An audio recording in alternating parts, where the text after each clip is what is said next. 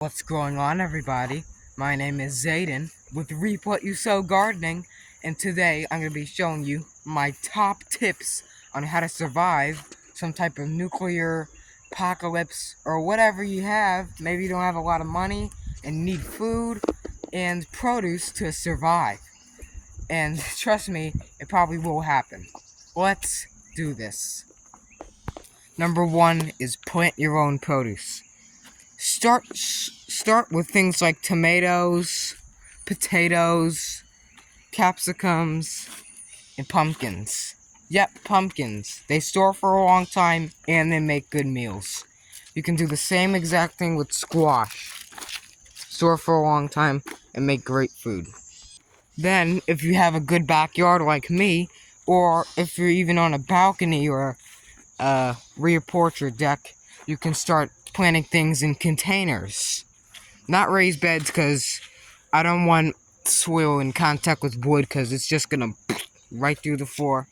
But if you're on pots, start with fruits like figs and plums and other things.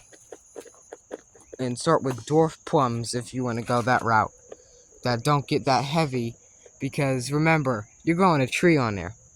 If you do have a backyard like me, or a little bit smaller, you can dedicate a couple corners of your yard to where you can plant potatoes, pumpkins, sweet potatoes. In like one area in full sun, you can have corn and peppers. Another area you can have a greenhouse. Another area you can have a food plot if you have this size yard. But if you don't, like I said, start with things in containers, like this avocado tree here. People say, oh, you can't grow avocados in North Carolina. Well, yeah, you can. Look how well it's doing. Start with things like that too, if you want. Number two is storage. What are you gonna do if some type of Armageddon or whatever the heck happens? What are you gonna do? You gotta store food and make sure it's packaged well. Make sure you store stuff in a cool, dry place, not damp, not hot. You don't want stuff to be burned and moldy, mildewy. Make sure it's nice, dark, and dry.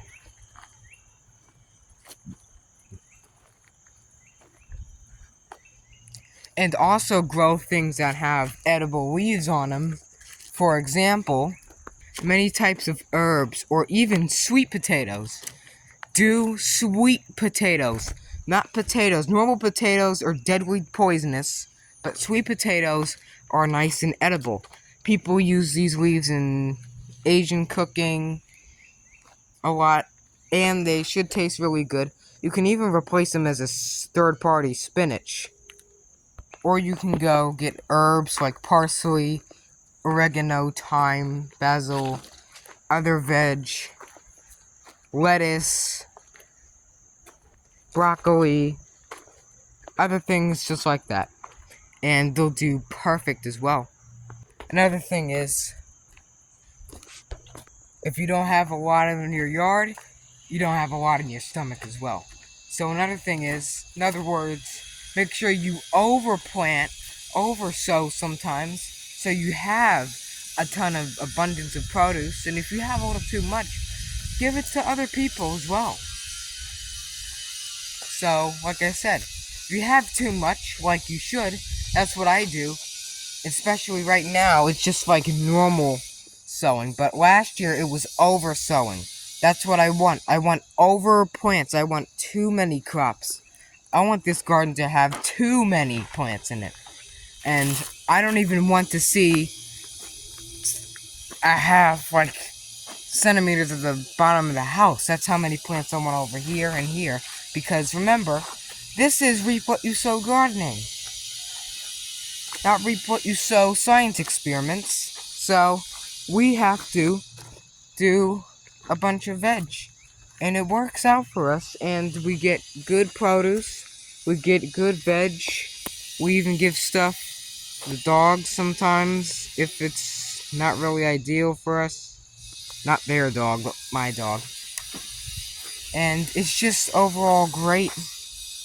And when you plant these plants, you introduce insects like bees and wasps And yes, wasps, because they do pollinate, and they do get rid of the rotten fruit and rotten pests, like dead pests, like maggots. They just go ahead and swarm it, and they eat it away. So, also do things like maybe a mini hothouse or a greenhouse if you want. You'll have tons of nice space in here, and it'll be easy for you to grow. And also start cloning plants, like strawberries here. This strawberry vine is cloning itself, and how is it going to do that? Well, it's very simple. This vine has things called runners on it, and what they do is it basically starts a whole new plant from the old plant. Let's see if I can get this out here. Now we have a totally different strawberry plant, or not the different one, but another plant for strawberries, and it's gonna take over this greenhouse over here, and we're just gonna have tons of strawberries. That's awesome. And yes, I do have to redo this whole greenhouse. It looks terrible. I have to plant more fall veg. Trust me, this thing is gonna look awesome. This thing is gonna look beautiful. When I do my fall crops, I'm gonna have a row in soil, and this raised bed is gonna get rebuilt. And another thing you can do is start composting, either in tumblers, or if you go in the back or the cable room of the garage, you can see right here, this is my compost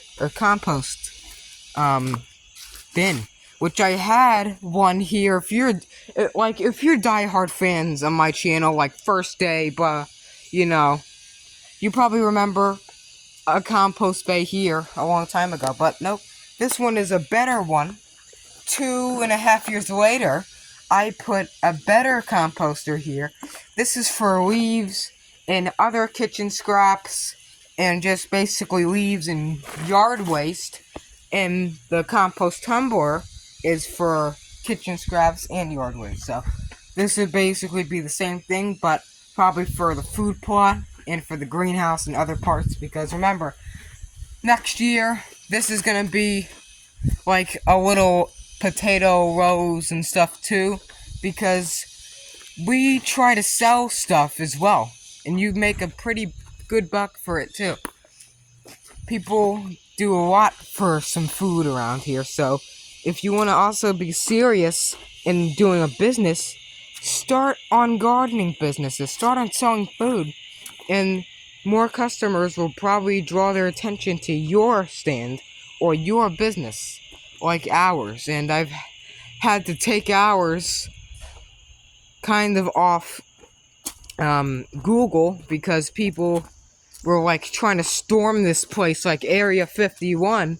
And I was trying to rethink. I said, wait a minute, if this is on Google, I'm not having people come over to my house all the time, but instead I deliver to their home.